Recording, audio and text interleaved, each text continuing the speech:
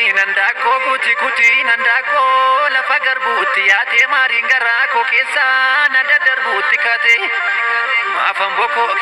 maafan bokoo keetaa makka maasaa dinnichaa makarfaasaa jibichaa xiqqoon irraa didicha mataa koo buusaa leensa nama argaa jedhee garaan koo buuddaa yaadaa meeshaan naaf darba jedhee yaa saba koo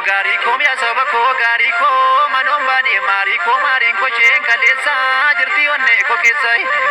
warroo dhufeetu darbaa barri dhufeetu darbaa maaliif na darbuu dideem rakkina koo kaleessaa marra soo hursee fide ka farsoo naqaanee geeshumatu naa koottaa falmaanee yoo dhumne dhumna farsoo naqaanee geeshumatu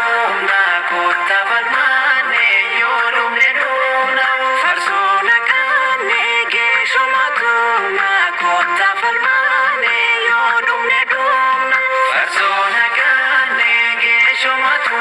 naa koottaa falmaanee yoo dhumne dhumna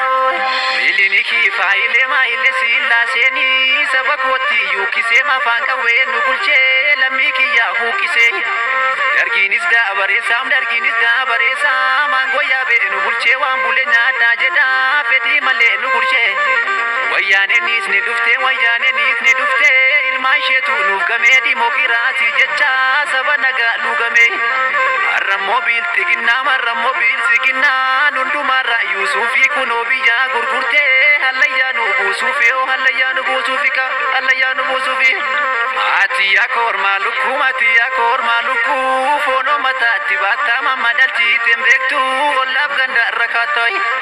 yookaan muraatte nyaattu yookaan namaaf illaattu milmaan dhibbaa dalchitee tokko ishee fuuteen baattu